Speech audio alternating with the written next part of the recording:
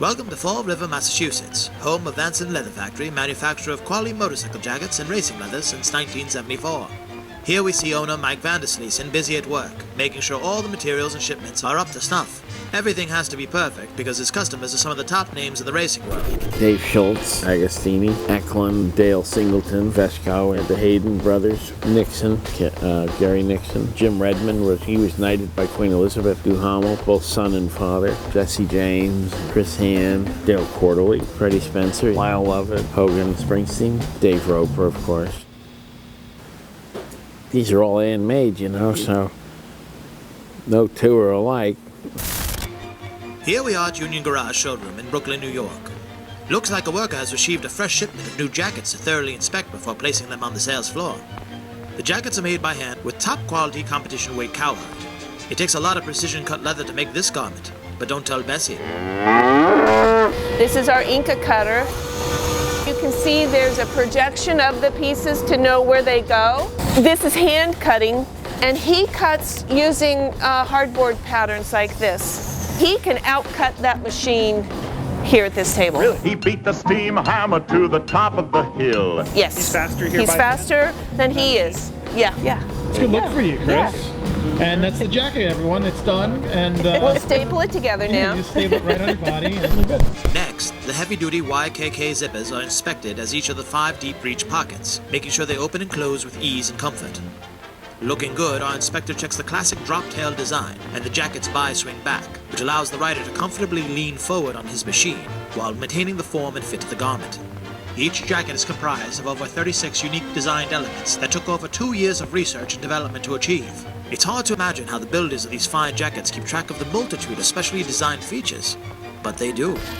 A jacket is broken up into parts of assembly.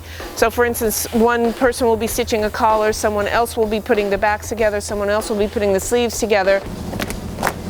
I do check everything out. I make sure they have no scars, no nothing. I don't like this.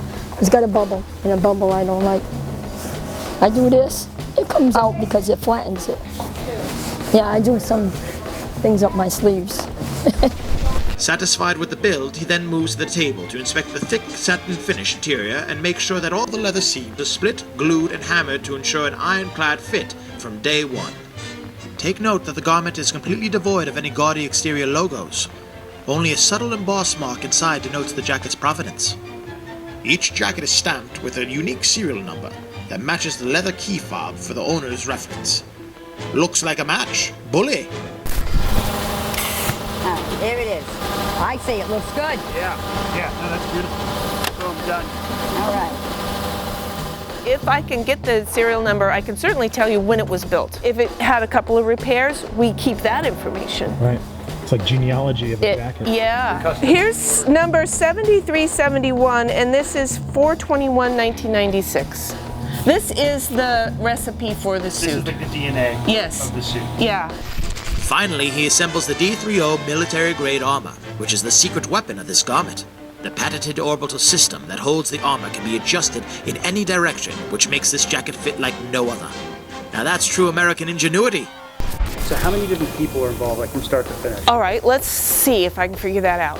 So, Diane on the pattern department. Mary up here in production. At least Alan, if not Alan and Roger. Then there's Jerry, that's markup. Lining cutting, that was David. And his brother Louis. Mary DuPont on pockets. And then over here, inspection, shelling. Final finishing at the end, and then it gets closed, turned, and then final QC. So, at least 1, 2, 3.